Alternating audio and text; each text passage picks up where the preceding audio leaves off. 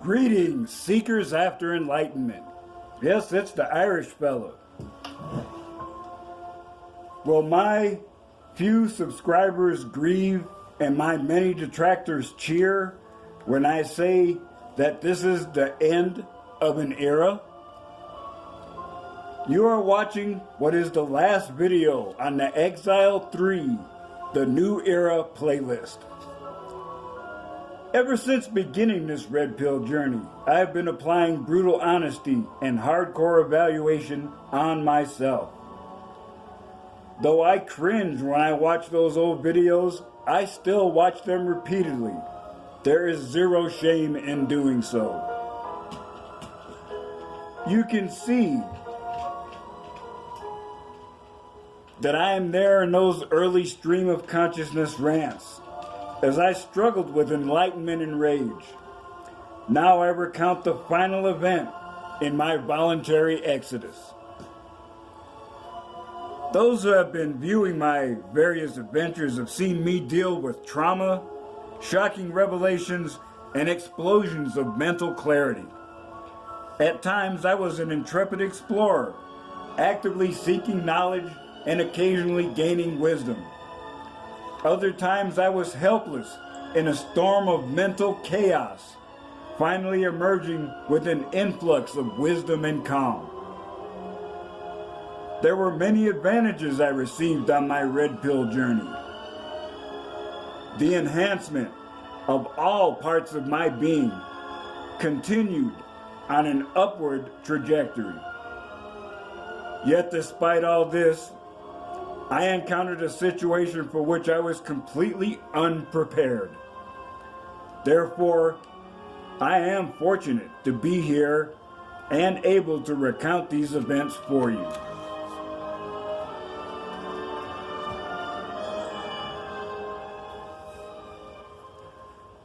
After Moses returned to his people with the 10 Commandments, he spent time writing the inspired words that became the Pentateuch.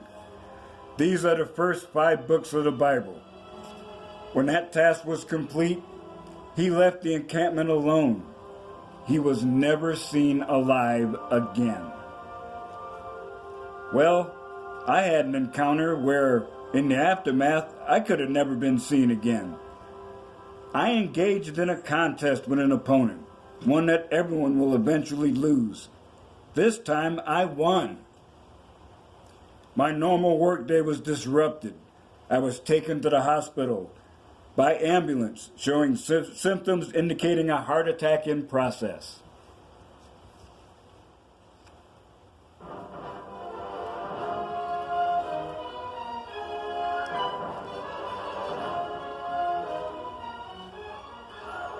I stared death in the face. He turned away. From the beginning of my stay at St. Alphonsus, the medical staff there were surprised at my attitude. Frankly, I was not. Constantly growing red pill wisdom has given me mental clarity and spiritual power. I have developed skills in medical self-diagnosis and treatment. But I knew that in this situation, I could do nothing on my own. I left my treatment to the professionals on staff. Since I had no anxiety over any of the events occurring around me, I could focus on other matters. No one else is in the room to distract me, so I could have watched television. Instead, I dropped the remote and turned to creative pursuits. I spontaneously wrote 27 stanzas of 464 haiku. When I posted these events on Facebook, I eventually called this current health crisis a speed bump.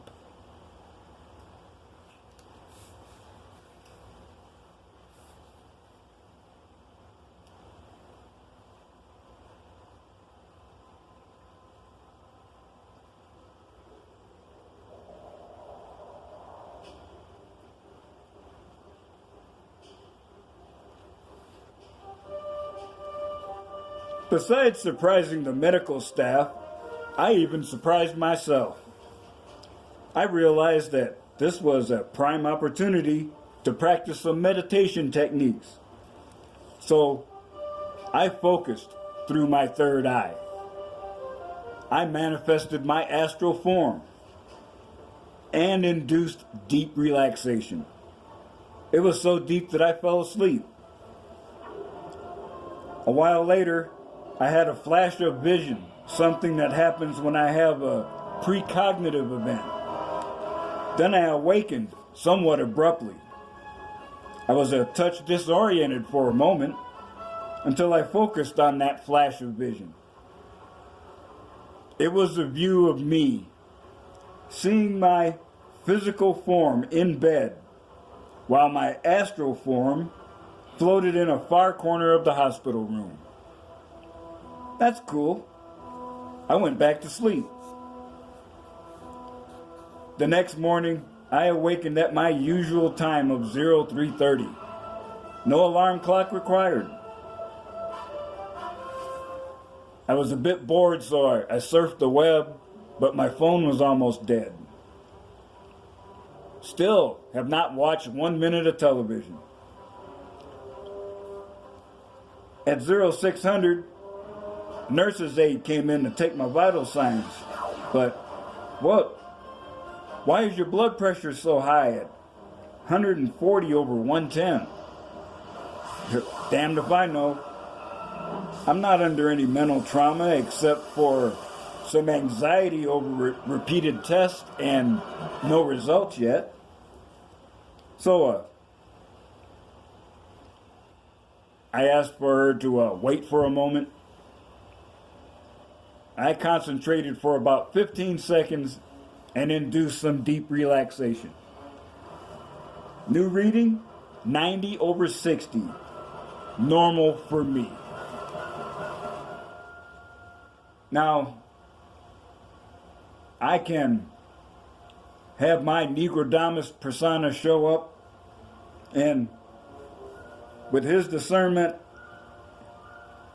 I can already see what you critics are saying.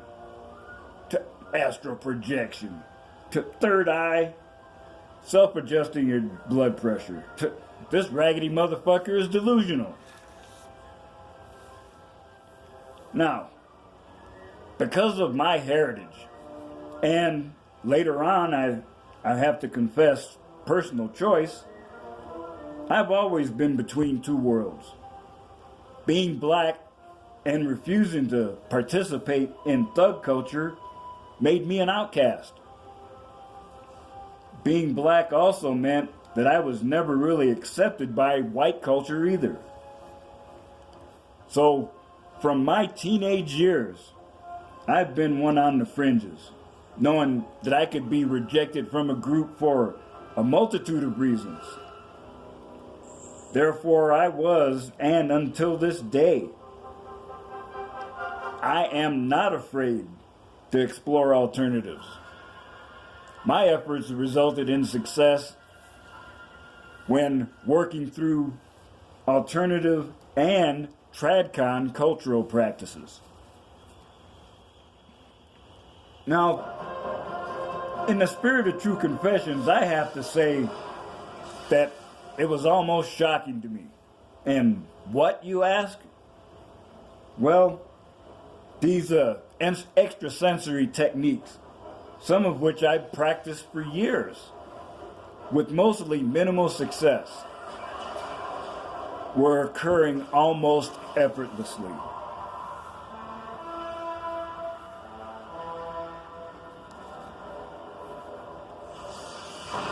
I was subjected to a battery of tests. The most they ever detected was minor EKG irregularities and a out of balance cholesterol level. Zero chemical traces that would indicate a heart attack. In fact, I was released from the hospital with no medications and no restrictions other than take a few days off and take it easy. So it gave me time to think.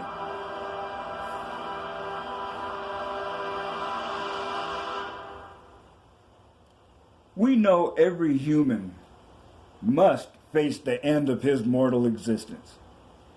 When one is young, it's easily ignored. It takes a life event to force attention to an unpleasant subject. Applying red pill wisdom helped me to make an amazing discovery.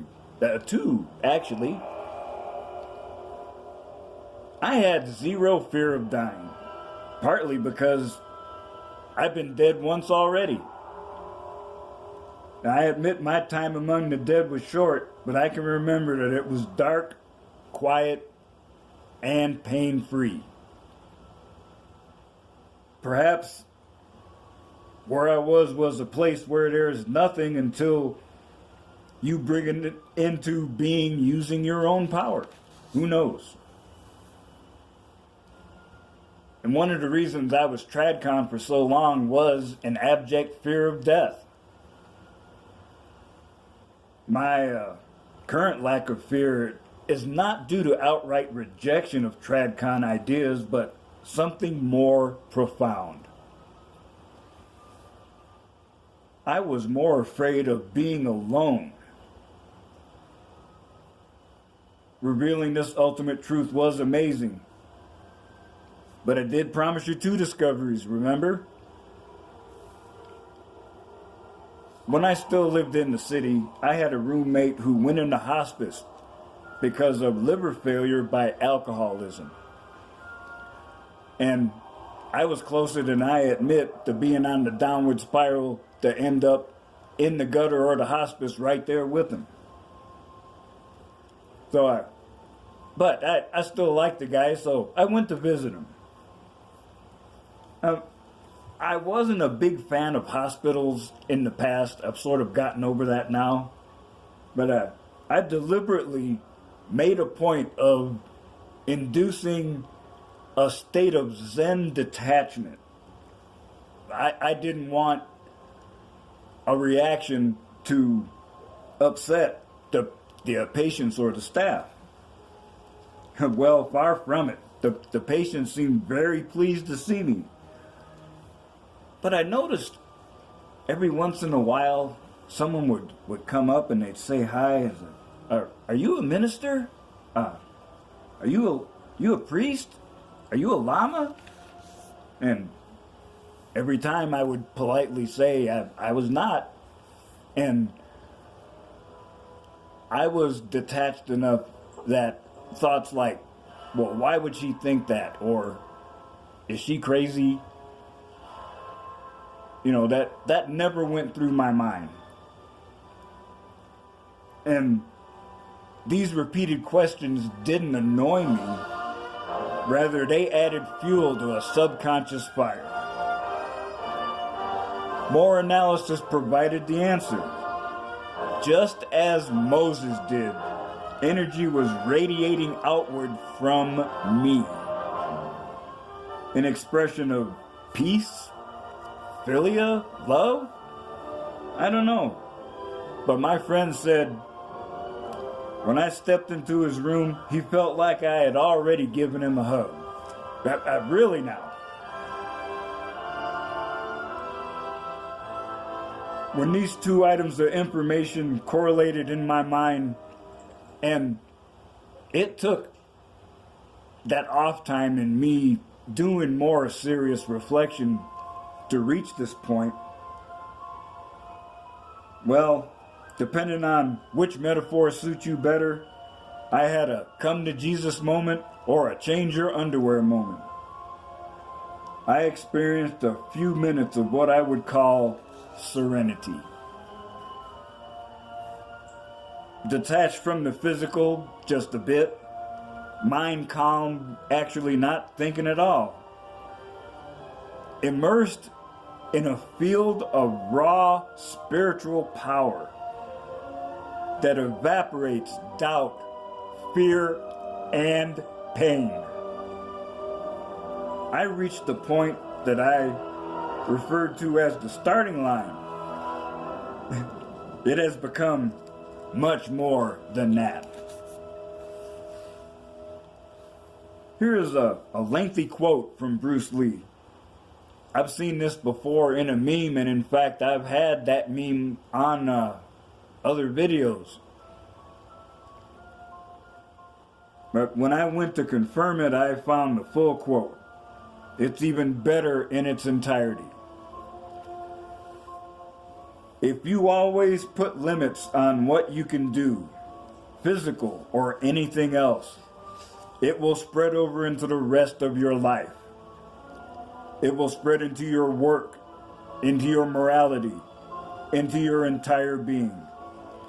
There are no limits. There are plateaus, but you must not stay there. You must go beyond them. If it kills you, it kills you. A man must constantly exceed his level. I knew then that I had reached a time of transition for when I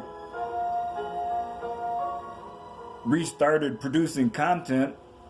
It was under a new playlist titled Exile 2 Turning the Corner. That phrase was appropriate, yet it has been supplanted by a word more accurate supplied by Mr. Lee. Plateau. It is not an exaggeration to say that I sometimes stop and think about my life since beginning my red pill journey. To be overwhelmed with shock and awe. More than once I've thought to myself, just when I believe things cannot get any better, another day arrives.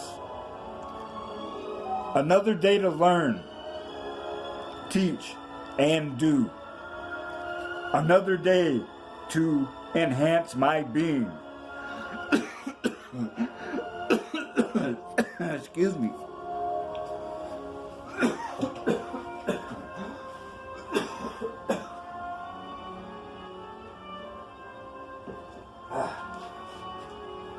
Sorry, folks. Another day of fulfilling my karma. So now, I am going to enter another period of transition. Here at my place of power, I will survive, thrive, and prosper. You too may experience shock and awe upon my return, for dramatic changes are already in process.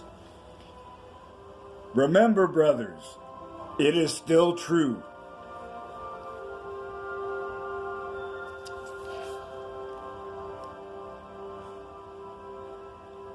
Some of the best days of your life haven't happened yet.